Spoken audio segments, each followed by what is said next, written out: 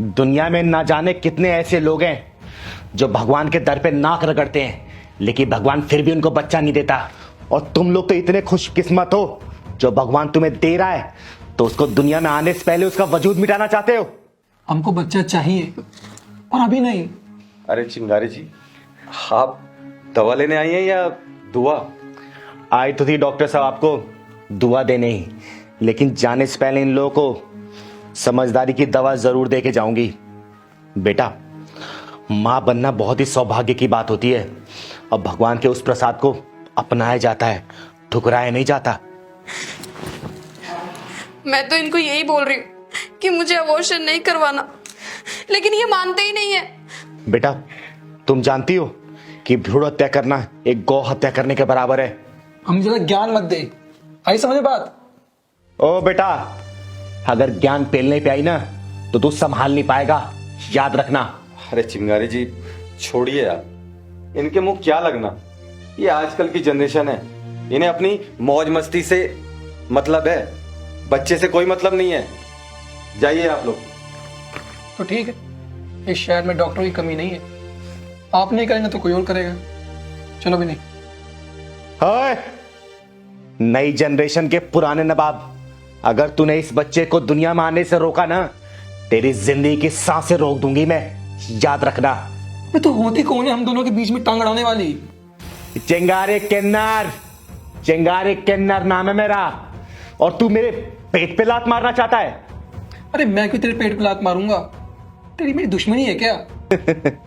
जब ये बच्चा दुनिया में आएगा ना, तो इस बच्चे को बधाई देने के लिए हमारे जैसे ही और हमारी बिरादरी के ही किन्नर लोग जाएंगे, जहां तू 21-51 हजार दे के उनको विदा करेगा। तो हुई ना हमारे पेट पे लात मारने वाली बात। मुझे तेरी कोई बकवास नहीं सुननी है। चलो भी नहीं। प्लीज मान जाओ ना, आने दो इस बच्चे को इस दुनिया में। आखिर इसका कसूर क्या है? इसका कसूर ये है कि वक्त से पहले आ रहा है ये। अभी मैं इसके लिए तैयार नहीं हूँ। तो ये तो पहले सोचना चाहिए था ना। अब ये इस दुनिया में आ रहा है, तब आप इसके जान के पीछे पड़े हो। हमें ये बच्चा नहीं चाहिए, मतलब नहीं चाहिए। देखो विनय, तुम दोनों ये बहुत गलत कर रहे हो, और बच्चा अबॉर्शन कराना ना बहुत बड़ा अपराध है, कानून की नजर में भी और भगवान की नजर में भी। तुम दोनों की भलाई इसी में है कि इस बच्चे को आने दो और इसकी भविष्य की प्लानिंग करो। सुनो ए, अश्लील फिल्मों के विलन, तेरी उम्र कितनी है? 27। लगते तो 25 के हो।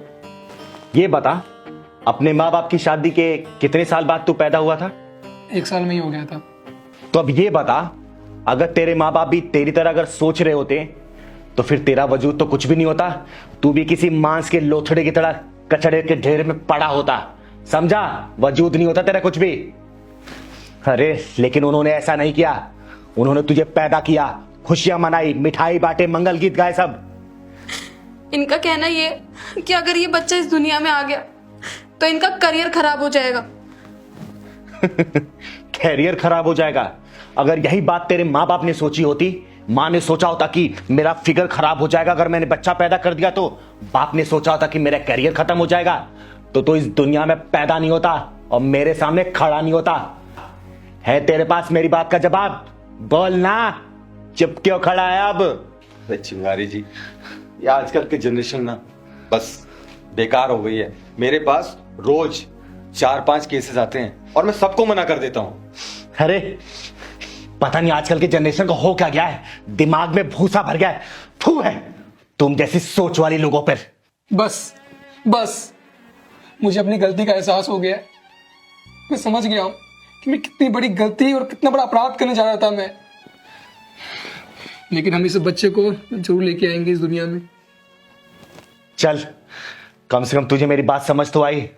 सुन, अच्छे से लेके जाना बेटा, हमेशा खुश रहना, ठीक है? जाओ दोनों अब।